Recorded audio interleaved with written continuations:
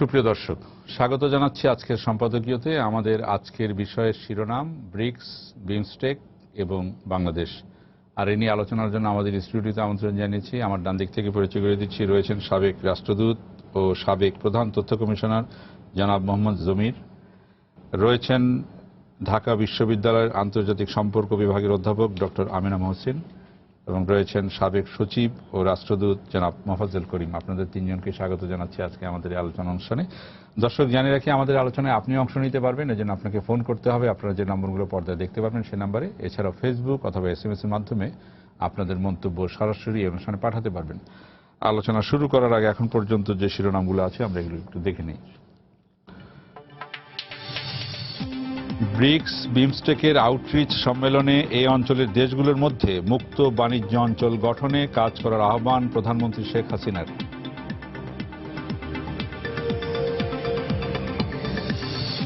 সুষম খাদ্য পায় না দেশের অন্তত 30% মানুষ, অপচয় টেকসই খাদ্য নিরাপত্তার জন্য হুমকি, বলছেন বিশেষজ্ঞরা। উৎপাদন বাড়াতে কাজ করছে সরকার। রাজধানীর সড়কে লেন না মেনে ইচ্ছে মতো গাড়ি চালানোয় সৃষ্টি হচ্ছে যানজট, নিয়ম না মানলে সুফল মিলবে না ফ্লাইওভার ও মেট্রো রেলের, বলছেন বিশেষজ্ঞরা। ব্রাহ্মণবাড়িয়ায় সেলফি তুলতে গিয়ে ট্রেনে কাটা পড়ে 3 শিশুর মৃত্যু, শোকাচ্ছন্ন পুরো ভাদুঘর এলাকা।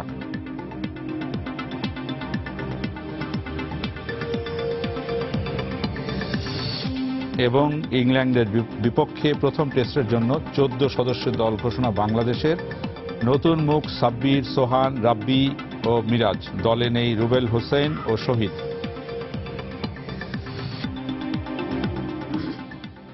আমরা শিরোনামগুলো দেখলাম। আমাদের আজকের যে বিষয়টি আলোচনা করব, ব্রিক্স, বিমস্টেক এবং বাংলাদেশ। জমির ভাই বলছিলেন ওয়াই নট 3B, তিনটাই বি। তো আমি 3B বা ব্রিক্স, বিমস্টেক এবং বাংলাদেশ, এই বিষয়টি নিয়ে আলোচনার সূত্রপাত করতে চাই ডক্টর আমেনা মহসিন আপনার কাছ থেকেই।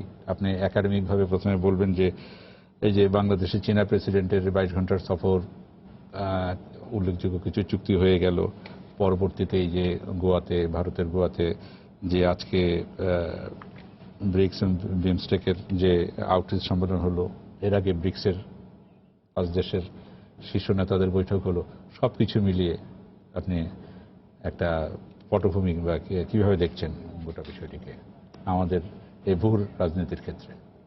দেখুন, প্রথমে যে জিনিসটা মানে আমি এখানে বলতে চাই সেটা হলো যে মানে বিশ্ব রাজনীতিতে কিন্তু একটা ফান্ডামেন্টাল কিংবা একটা, যেটাকে আমরা বলি না যে এক ধরনের একটা মানে রেখা তৈরি হচ্ছে, যেখানে আমরা আগে দেখতাম যে দ্বিপাক্ষীয় সম্পর্ক যেটা বা যেটাকে আমরা বাইলেটারালিজম বলে থাকি, সেটার উপরে গুরুত্ব আরোপ করা হতো।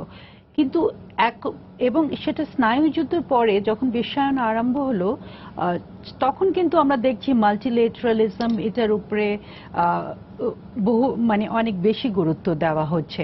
সো এই যে আপনি আমাকে পুরো সফরগুলোর কথা বলছেন আর এই যে এতগুলো উদ্যোগ নেওয়া হচ্ছে, সেটা যদি আমি দেখি, সেটা এই বিশ্বায়নের রাজনীতির মধ্যেই আমরা কিন্তু আছি। এবং এই বিশ্বায়নের রাজনীতির একটা বড় দিক হলো যে আপনি বাইলেটারাল রিলেশনশিপ রাখবেন, কিন্তু তার সাথে আপনি মাল্টিলেটারালিজমটাকে গুরুত্ব দেবেন। এবং এই মাল্টিলেটারালিজম যখন আমি গুরুত্ব দিচ্ছি, সেখানে আমরা বিশ্বায়নে একটা বলেই থাকি যে ডেথ অফ ডিস্টেন্স, কানেক্টিভিটি একটা বড় জিনিস। এখন বিশ্বায়ন না একদম মানে ধরেন দুধারালো একটা সোর্ডের মতো, তলোয়ারের মতো। এখানে কিন্তু একদিকে আমরা দেখছি অর্থনৈতিক উন্নয়নের আমরা কথা বলছি, আবার সেই উন্নয়নের সাথে উল্টো দিকে সেই মানে ধরেন টেকসই উন্নয়নটা কি সম্ভব কিনা সেটার কথা বলছি, ক্লাইমেট চেঞ্জের কথা বলছি। এই সমস্ত কিছু মিলেই কিন্তু একটা ধারা তৈরি হয়েছে। এবং সেখানে বাংলাদেশ এখন আমার মনে হয় খুবই একটা গুরুত্বপূর্ণ জায়গায় আছে, কারণ এই বিশ্বায়নের কারণে অনেকটা, এবং চীনের নিজের যে শক্তি, সে কারণেও আমরা দেখছি যে চীনে এখন যেহেতু তারা সারপ্লাসে চলে গেছে, এবং এখানে কিন্তু তাদের যে লিডারশিপ, সে লিডারশিপও কিন্তু তাদের যে অতীতে যে লিডারশিপ ছিল তার চাইতে ভিন্ন একটা লিডারশিপ এমার্জ করেছে, এবং এই লিডারশিপ কিন্তু মানে অনেকটা ক্যাপিটালিজমে যেরকম আছে না, আপনি কনজাম্পশনের উপরে জোর দেন, ইনোভেশনের উপরে জোর দেন, সেই ধরনের একটা লিডারশিপ নিয়ে এসেছে। এবং সেই চায়নাকে যে একটা গ্রেট পাওয়ার হিসাবে এমার্জ, মানে চায়না তো অলরেডি ওয়ার্ল্ডের দ্বিতীয় বৃহৎ ইকোনমি, বাট আপনি যদি দেখেন এই যে ওয়ান রোড ওয়ান বেল্ট ওবর যেটাকে বলা হচ্ছে, সেই রুটটা, সিল্ক রুটটা কিন্তু সে ওদের এক সময় ছিল, সেই রুটটাকে তারা রিভাইভ করতে যাচ্ছে, কিন্তু রিভাইভ করতে যাচ্ছে তারা সবাইকে সাথে নিয়ে করতে যাচ্ছে। এই জন্য কিন্তু এটা বলা যে বাংলাদেশে আমরা বললাম না যে স্ট্র্যাটেজিক পার্টনারশিপ, এটা কিন্তু মেয়ার ফ্রেন্ডশিপ থেকে কিন্তু মানে সাধারণ একটা বন্ধুত্ব থেকে কিন্তু ভিন্ন একটা ভিন্ন মাত্রা এখানে যোগ হচ্ছে। এখন ধরেন ঠিক সেই সময়ে আমরা দেখছি ব্রিক্স বিমস্টেক গুলো, তাই না? সেখানে ভারত কন্টেস্ট করছে চায়নাকে, এটা আমরা জানি, এবং এখানে রাশিয়ার সাথেও কিন্তু চীনের বেশ দ্বন্দ্ব আছে, গুলো আছে। তো ওই জিনিসগুলোকে, যেটা আমি বললাম না যে এটা এমন একটা মানে বিশ্বায়নের যুগে এমন একটা আমরা পলিটিক্স দেখছি যেখানে আপনার দ্বন্দ্বগুলো, কম্পিটিশন আছে বা কনফ্লিক্ট আছে, বাট কোঅপারেটিভ বিহেভিয়ার যেটাকে বলা হয় সেটাও আছে, এক ধরনের আপনি ব্যালেন্সিং এর চেষ্টা করেন। আমি আপনার এই অংশ থেকে আমি মোহাম্মদ জমির আপনাকে কাছে আসতে চাই যে দ্বন্দ্ব আছে, আবার কোঅপারেটিভ মানে বিহেভিয়ার যেটা আছে, মানে সহজ এটা মানে একে অপরের কাজে লাগার। কিন্তু আমরা দেখি যে এই ধরনের চেতনার থেকেই তো আমরা একসময় সার্ক হলো, কিন্তু সেটা কাজ করলো না, কাজ করেছে বলে তো ইয়ে নেই, তো কাজ করতে পারেনি। এবং আমরা দেখি যে ঢাকায় একটা সম্মেলন হচ্ছে, যে সম্মেলনে এই কথাটাই বলা হয়েছে, যেটা টেকসই দক্ষিণ এশিয়ান নেতাদের যে একটা সিপিডি যেটা করেছে, সেখানে এটাই বলা হয়েছে যে দক্ষিণ এশিয়ার দেশগুলোর মধ্যে দ্বন্দ্ব, অবিশ্বাস, এগুলো একটা মূল বাধা হয়েছে এখানে। তো এখন এইটা আর ওদিকে যেটা আমরা যদি দেখি বিমস্টেক, কিভাবে দেখবেন? ধন্যবাদ। আজকে কেন ভালো, আমার সঙ্গে যারা আছেন তারা আমার চেয়ে বেশি জানেন এ ব্যাপারে, তো ওনাদেরকে রাখার জন্য আমি বিশেষভাবে ধন্যবাদ দিচ্ছি।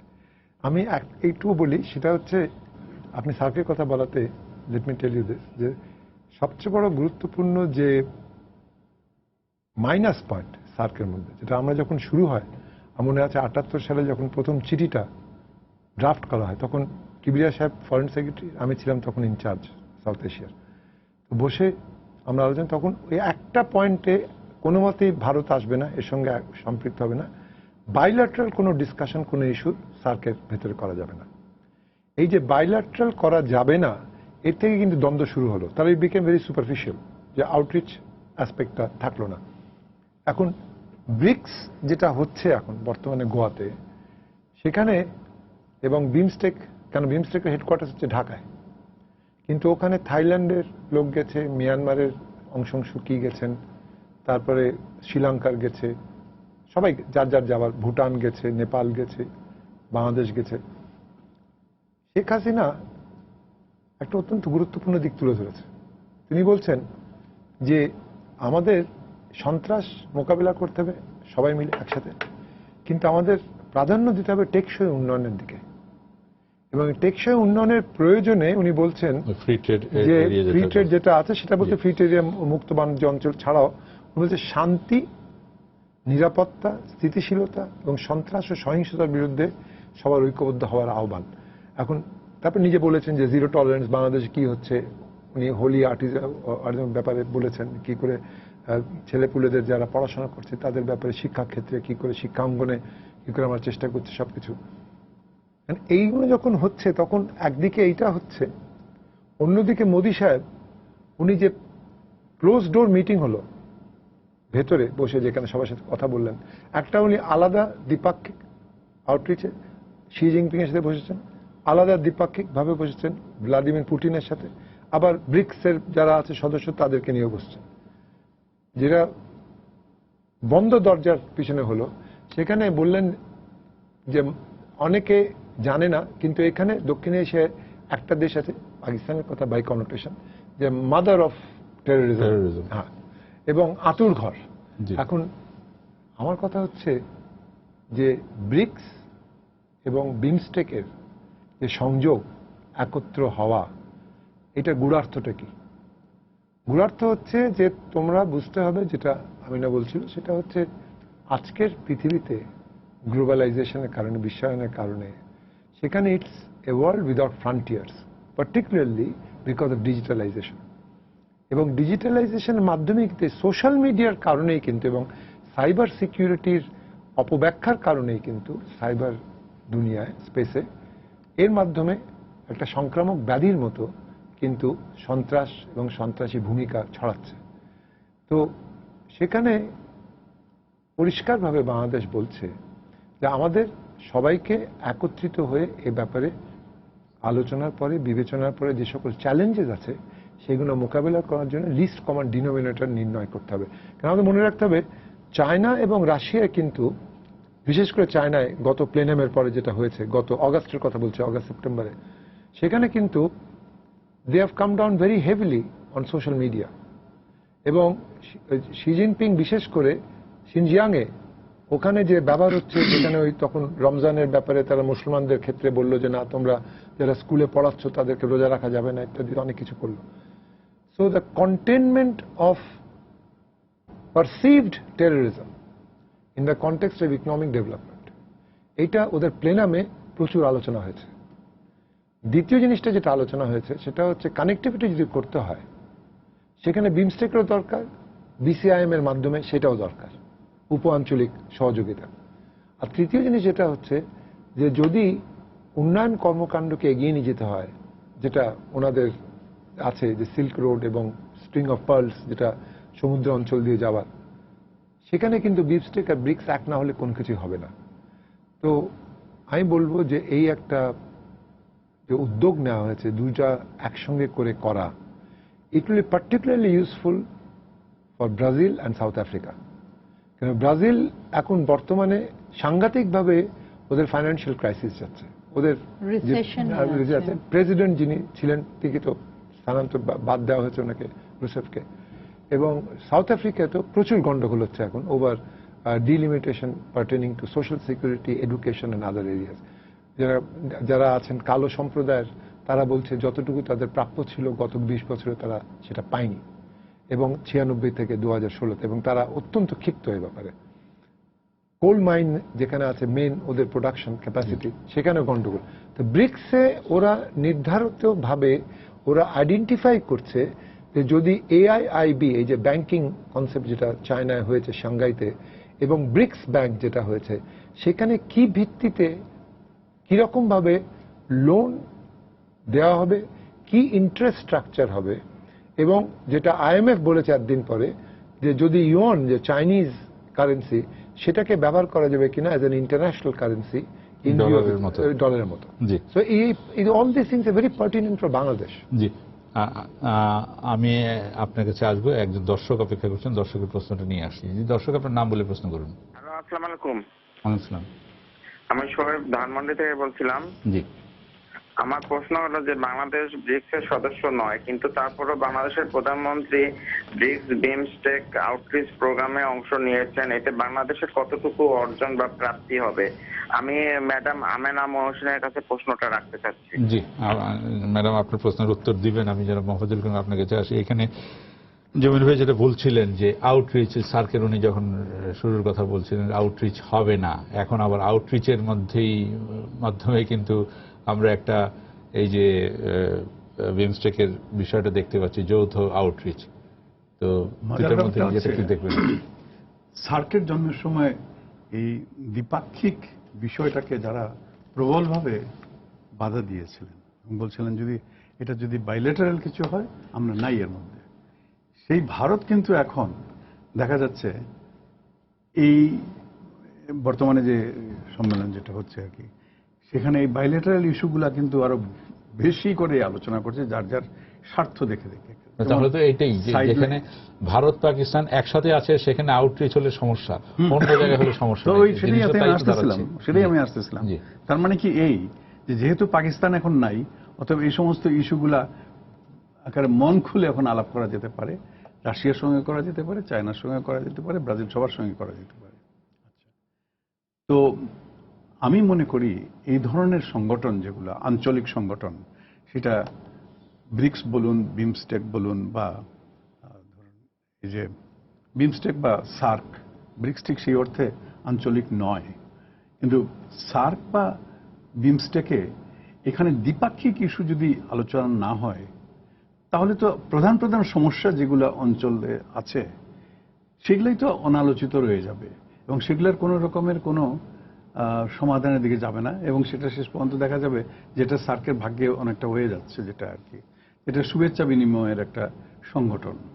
দেখা সাক্ষাৎ হলো, এই সেই পরবর্তী সাফ গেমস কোথায় হবে, তারপরে কিছু পরবর্তী শীর্ষ সম্মেলন কোথায় জায়গা হবে, ঠিক করা, তারপরে ধরেন সে অন্যান্য কিছু কৃষি বিষয়ক, বিজ্ঞান ভিত্তিক, চিকিৎসা বিষয়ক কিছু আলোচনা হয়ে ছোট ছোট কিছু প্রজেক্ট ইত্যাদি কথা বলা হলো। তা তো উদ্দেশ্য হওয়া উচিত না। আসলে একটা এলাকার যে প্রধান প্রধান যে সমস্যাগুলো রয়েছে সেগুলো নিশ্চয়ই আলোচিত হওয়া উচিত।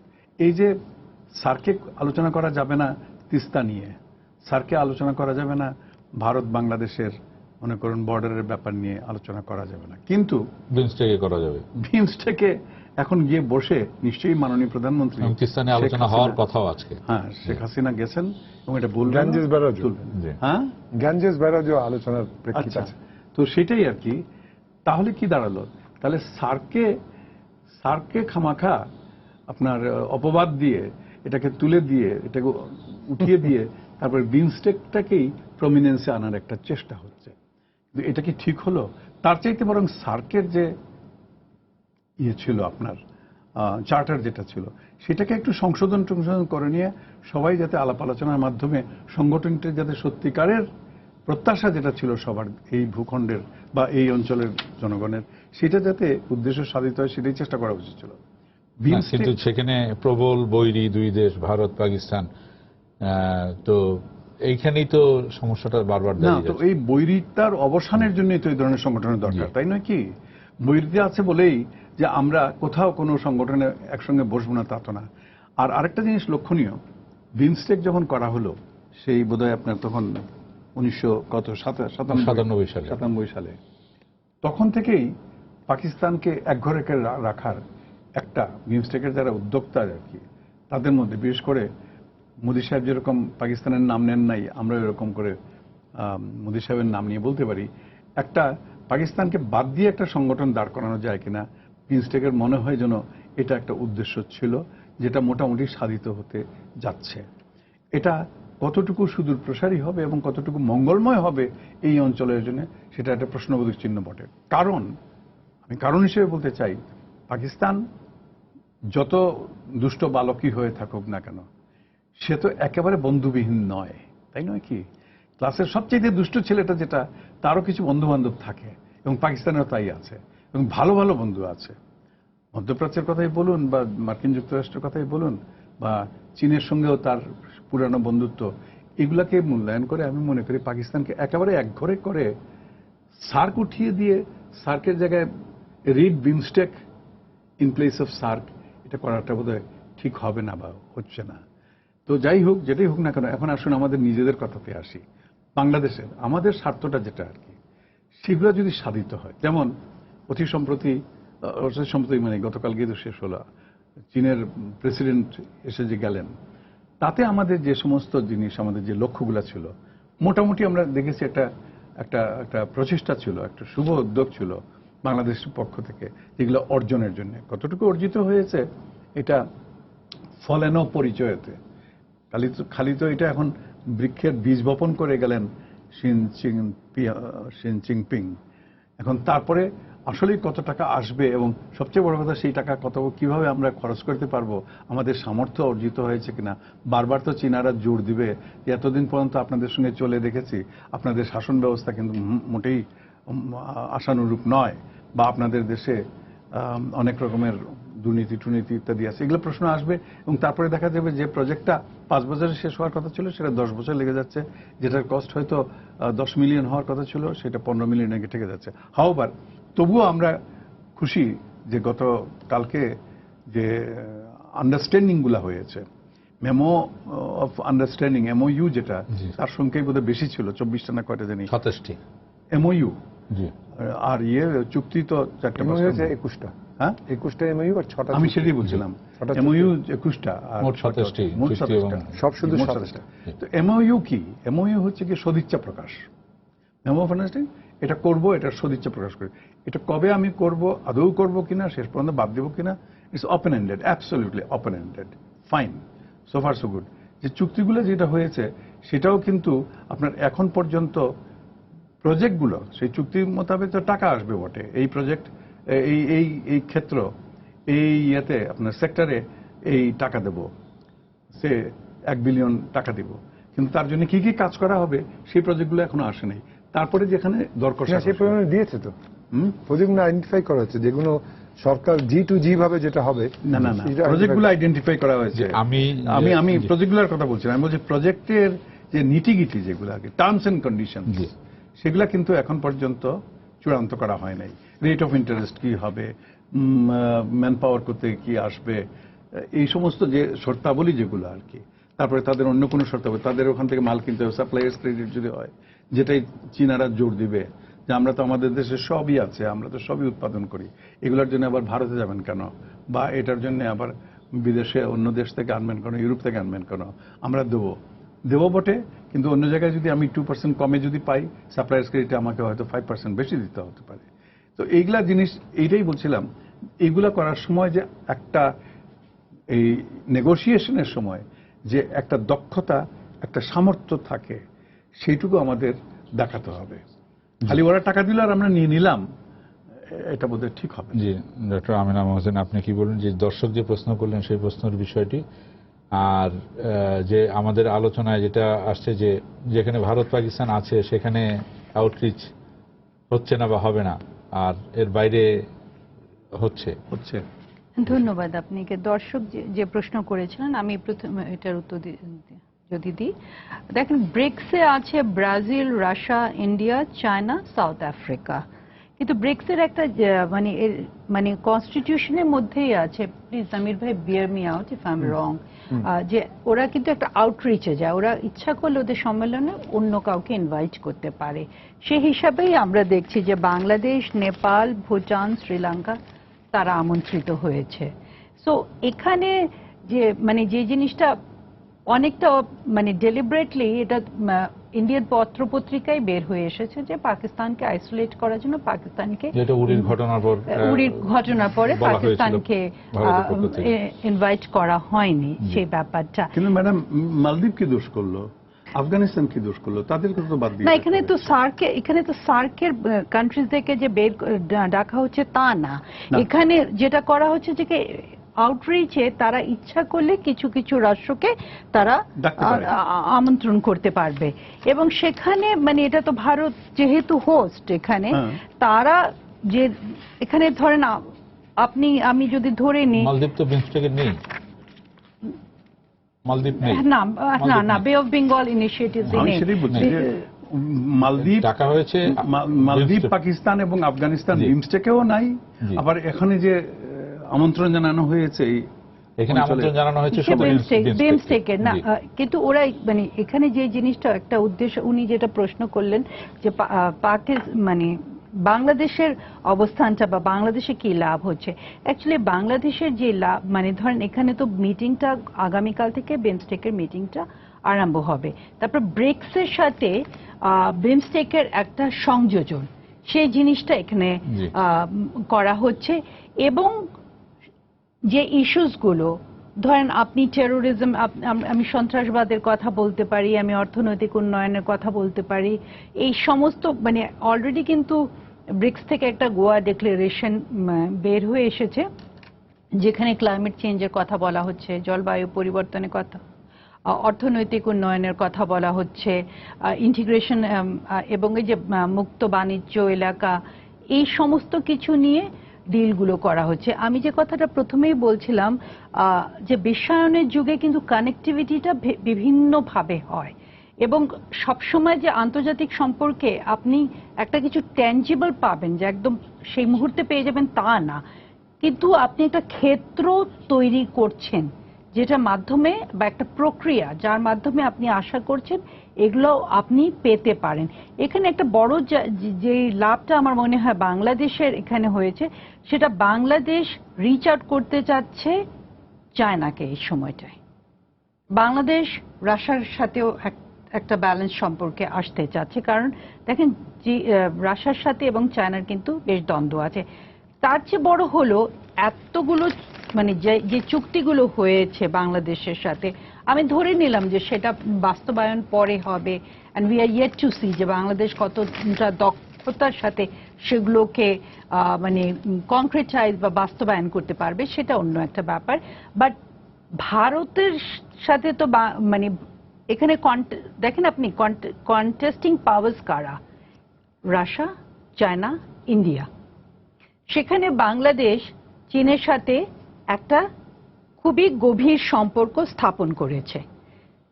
তো ওখানে যখন তারা ভারতের সাথে মানে আমাদের মাননীয় প্রধানমন্ত্রী যখন ভারতের প্রধানমন্ত্রীর সাথে ওখানে ওনার সাক্ষাৎ হবে, সেই ব্যাপারগুলো নিশ্চয়ই সাইডলাইনে আলোচনাগুলো হবে। বাংলাদেশের কিন্তু এখন একটা ব্যালেন্সিং এর প্রয়োজন আছে। সেই ব্যালেন্সিং আপনি যেটা বলছেন ব্যালেন্সিং এর প্রয়োজন আছে, বাংলাদেশে ব্যালেন্সিংটা আপনি তিনটা পাওয়ারের কথা বললেন এখানে, রাশিয়া, চীন এবং ভারত। এদের সাথে ব্যালেন্সিংটা বাংলাদেশ কিভাবে করতে পারছে বা করছে, এটা যদি আপনার একাডেমিক ডিসকাশন একটু করেন। আমি একটু বলছি, ধরেন আমি ওইটাতে এখন নাই গেলাম, আমার কিন্তু উনি যে পাকিস্তান আর সার্ক ধরেছেন ওটা নিয়ে কিন্তু আমার কিছু বক্তব্য আছে, আমি এটা যদি সময় পাই পরে বলবো।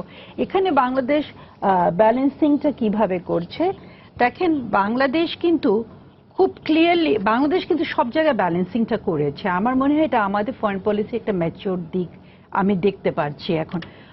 যেরকম দ্য হিন্দুকে যে ইন্টারভিউটা আমাদের প্রধানমন্ত্রী দিলেন, উনি কিন্তু খুব স্পষ্টভাবে বলেছেন বাংলাদেশ কি কারণে সার্কে যায়নি। সেখানে কিন্তু অলরেডি এই যে বাংলাদেশে কিন্তু এক ধরনের মানে এই যে ধারণাটা হয়ে যাচ্ছিল, এবং ভারতের কিছু পত্রপত্রিকায়ও এটা বলছেন ধারণা হয়ে যাচ্ছিল ভারতের কারণেই বাংলাদেশ যায়নি। মাননীয় প্রধানমন্ত্রী স্পষ্ট করেছেন যে আমাদের অভ্যন্তরীণ বিষয়ে কথা বলার জন্যই আমরা যাইনি। এবং সবচেয়ে বড় এটা ভারতীয় পত্রপত্রিকায়ও বের হয়েছিল, আমি নিজেও পড়েছি এই নিউজটা। তো ওইটাকে উনি ধরেন একটা ব্যালেন্স সিচুয়েশন, এবং ব্যালেন্সটা উনি করেছেন শুধু বাংলাদেশের ডোমেস্টিক পলিটিক্সের জন্য তা না, উনি কিন্তু পাকিস্তানের সাথে কিন্তু সম্পর্কটা ছিন্ন করেননি, এবং উনি কিন্তু সার্ককে উড়িয়ে দেননি। সার্কের যে প্রয়োজনীয়তাটা আছে সেটা কিন্তু বারবার বাংলাদেশ এমফেসাইজ করছে, কয়েকবারই এটা বলা হচ্ছে, এবং এই কন্ট্রাডিকশনস নিয়েই কিন্তু আমাদেরকে থাকতে হবে। ধরেন পাকিস্তান আর ভারতের যে ইয়েগুলো আছে তার মধ্যে কিন্তু আমরা জড়িয়ে যাব না। এবং দেখেন আমরা কিন্তু সন্ত্রাসবাদকে কন্ডেম করছি, কিন্তু কাশ্মীরের ব্যাপারে আমাদের স্ট্যান্ড অন্যরকম, আমাদের ওটা চলতে হবে। বিকজ দেখেন আমরা এমন কিছু করব না যেখানে মানে সন্ত্রাসবাদের নামে আপনি যে মানবাধিকার সবকিছু একদম চাপা দিয়ে পড়ে যাবে তা কিন্তু হবে না। এবং তাহলে তো আমরা প্যালেস্টাইন ইস্যু নিয়ে কখনো দাঁড়াতে পারবো না। মানে সেখানে একটা বড় মুসলিম জনগোষ্ঠী আছে, সেগুলো আমাদেরকে মাথায় রাখতে হবে, এবং বাংলাদেশ সেটাকে মাথা রেখেই আমি মনে করি চলছে। এখন এখানে যে ব্যালেন্সিং এর আপনি কথাটা বললেন, সেখানে দেখেন আমরা সোনাদিয়া দ্বীপে কিন্তু আমরা দিইনি চায়নাকে, ডিপ সি পোর্ট এরিয়াটা, যেটা আমাদের কিন্তু ভীষণভাবে প্রয়োজন ছিল।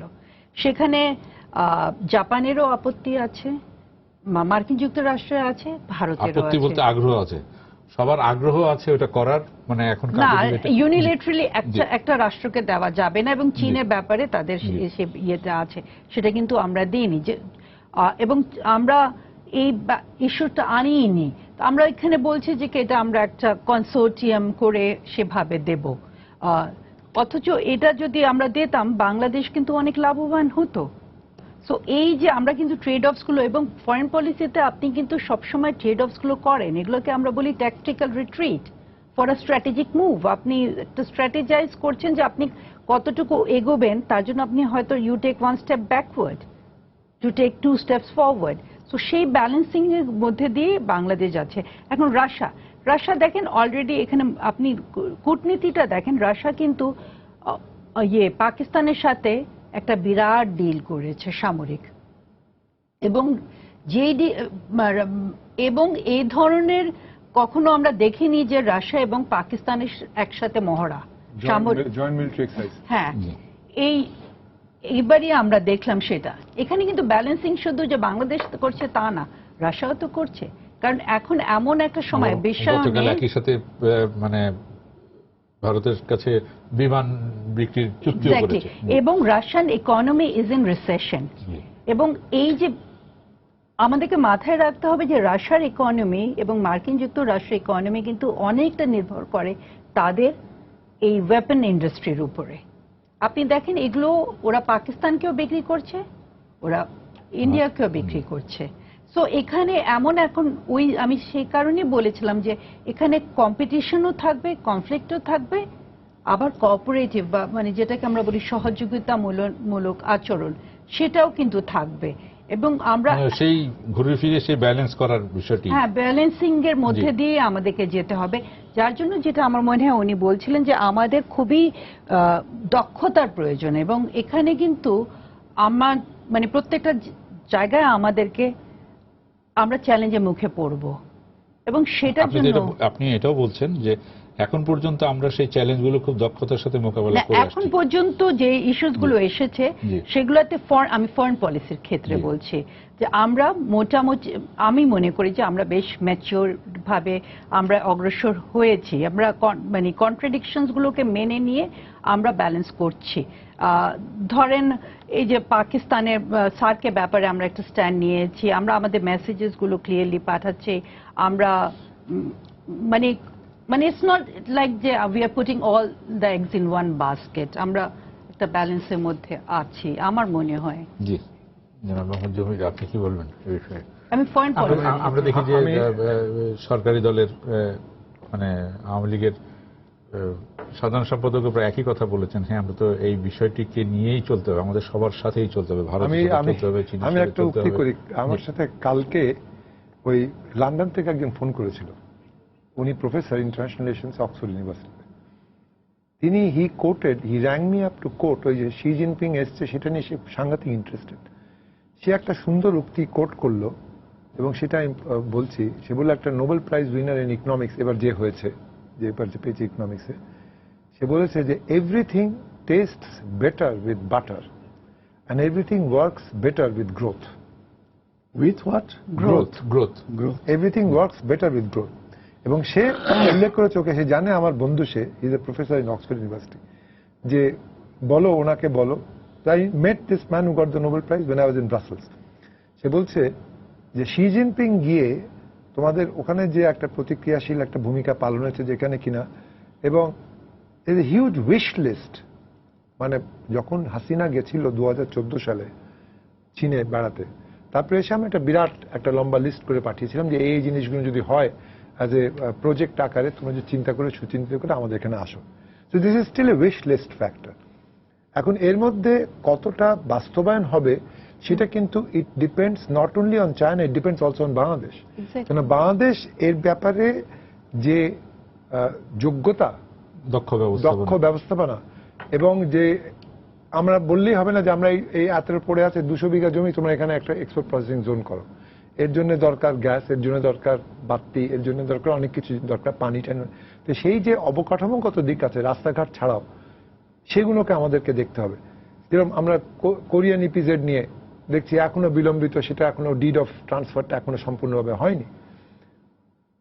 এখন এই প্রেক্ষিতের সঙ্গে আরেকটা প্রেক্ষিত যোগ হচ্ছে।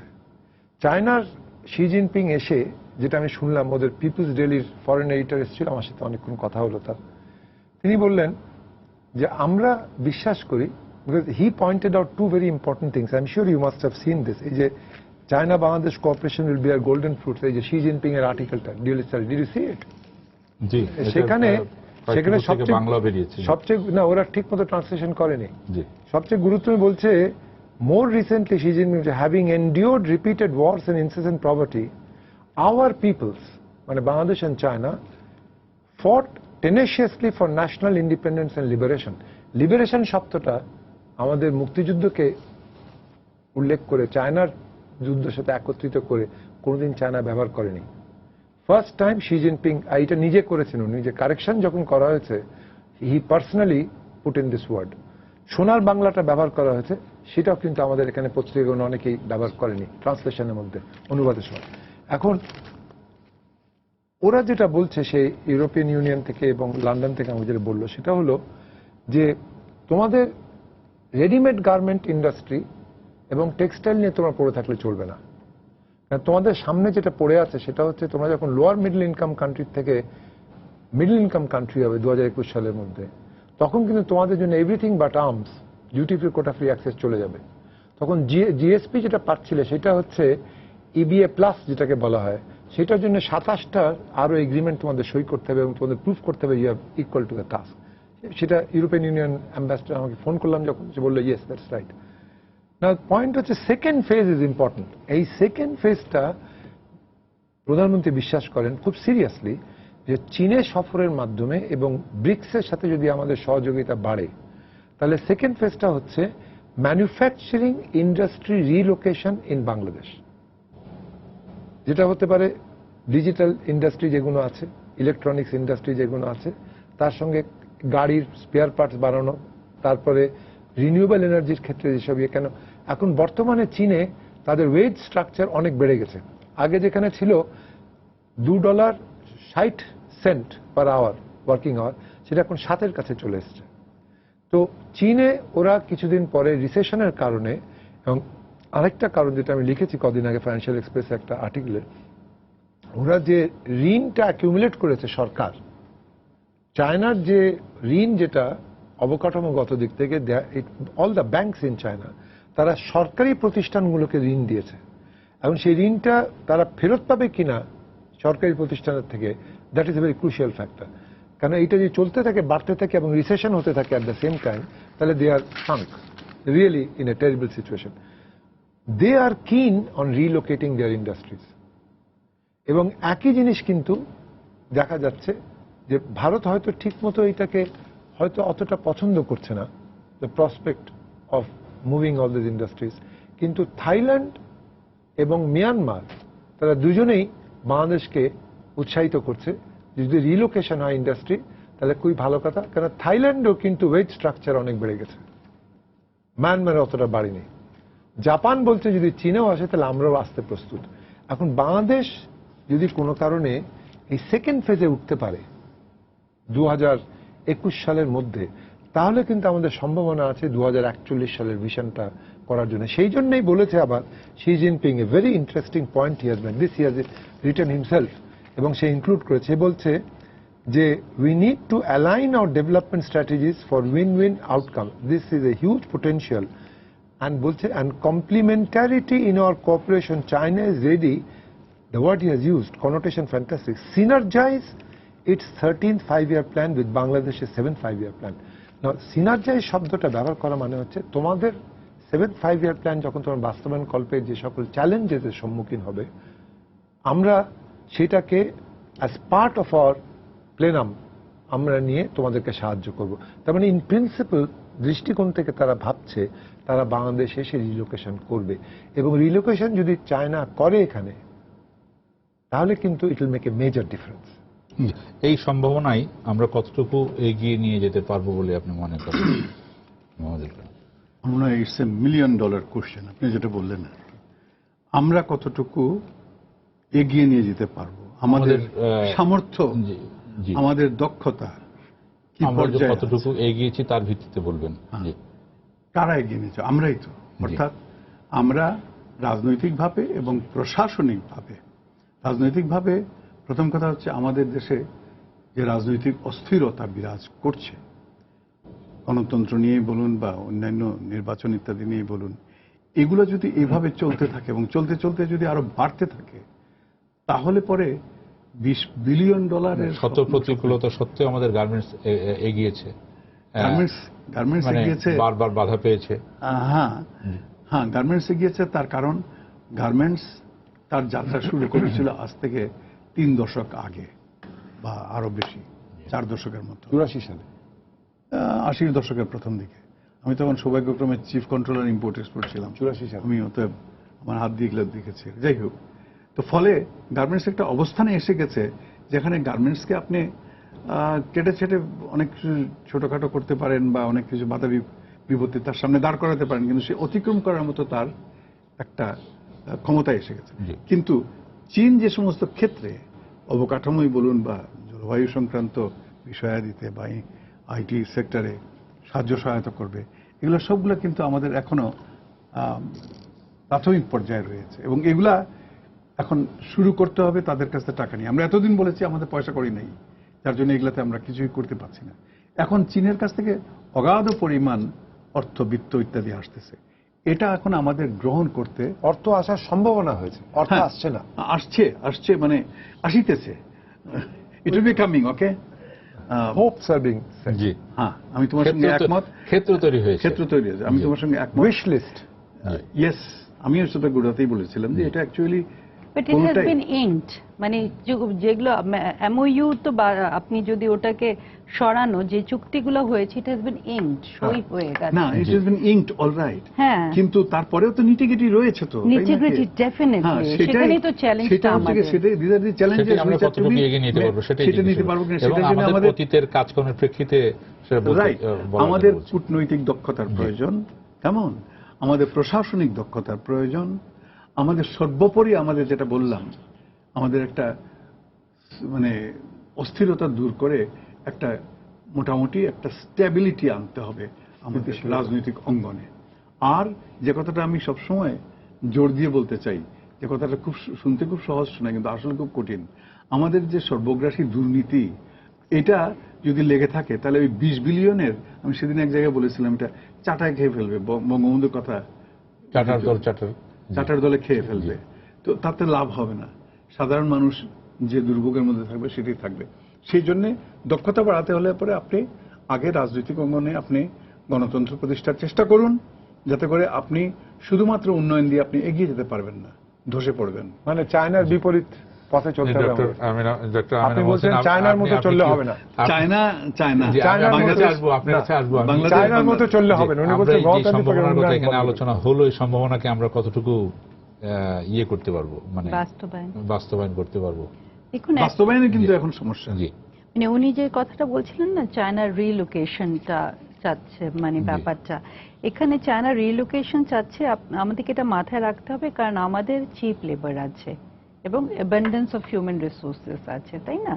এটাই আমাদের বড় শক্তি, এটাই বড় শক্তি। কিন্তু আমি সেই জায়গাটা, আমার মনে হয় যে চিপ লেবার, সেই জায়গাটা আমার মনে হয় যে একটা আমার আপত্তির জায়গাটা আছে, যে আমাদের লেবারটাকেও আমার মনে হয় চায়না মানে ইয়েটাকে তুলতে হবে, মানে জাস্ট বিকজ আমাদের হ্যাঁ ওয়েজেস আপ করতে হবে, এবং এটা ধরে নেওয়া হয়, আমি ধরে নিচ্ছি যে এটা আপ করা হবে, বিকজ এখানে লেবার স্ট্যান্ডার্ডস, লেবার রুলস গুলো আসবে, এবং জাস্ট বিকজ চিপ লেবার আছে বলেই যে এটা একটা মানে বেস্টেন হয়ে যাবে যেখানে আপনি এসে এগুলো করতে পারবেন। মানে অনেকে বলে ট্রিকল ডাউন থিওরি, কিন্তু সেভাবে কাজ করে না। এটা পাকিস্তানও বিশ্বাস করতো যে পশ্চিম পাকিস্তানে উন্নয়ন হলে পূর্ব পাকিস্তানে হয়ে যাবে, সেটা ফুটা পড়বে, কিন্তু সেটা সেভাবে হয় না। এটার মাধ্যমে কিন্তু বৈষম্যগুলো বাড়তে থাকে। সো এই রিলোকেশনে মানে আমি যে জায়গাগুলোতে চ্যালেঞ্জ দেখছি, সেখানে একটা বড় জায়গা হলো চিপ, এই যে ধরেন লেবার ফোর্সটা, সেটা যেন তার ন্যায্য মূল্য তারা পায়, এবং সেই ডিগনিটিটা যেন আমরা সেই লেবারকে দিই, সেই জায়গাটা যেন থাকে। তারপর উনি যেটা খুব রাইটলি পয়েন্ট আউট করেছেন, করাপশন একটা বড় ফ্যাক্টর, করাপশনটা আমাদেরকে দেখতে হবে, রেড টেপিজম আছে।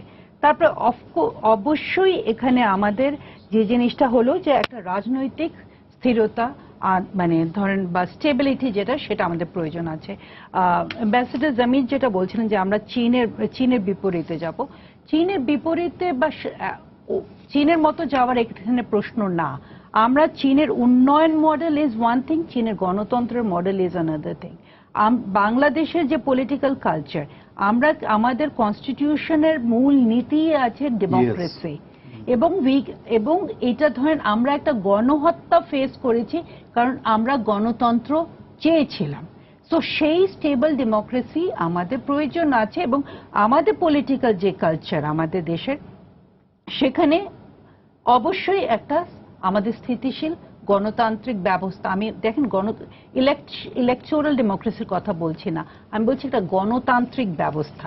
সে কারণে আমি প্রথমেই এনেছি ডিগনিটি অফ লেবারের কথা। সেই লেবারের যেন ডিগনিটিটাকে এবং রাইটসের, হিউম্যান রাইটস সমস্ত কিছুকে সম্মান করে এবং করাপশন ফ্রি সোসাইটি নিয়ে। আবার আমি ঠিক গণতন্ত্রকে ওই দুই দলের ইলেকশন মারামারি এটার মধ্যে আমি সীমাবদ্ধ করতে রাজি না। আমি এটাকে জনগণের একটা গণতন্ত্র হিসাবে দেখতে চাই। এবং মানে চায়নার চায়না তো একটা ভিন্ন সিস্টেমে আছে, তাই না? আমরা তো সেই সিস্টেমে না।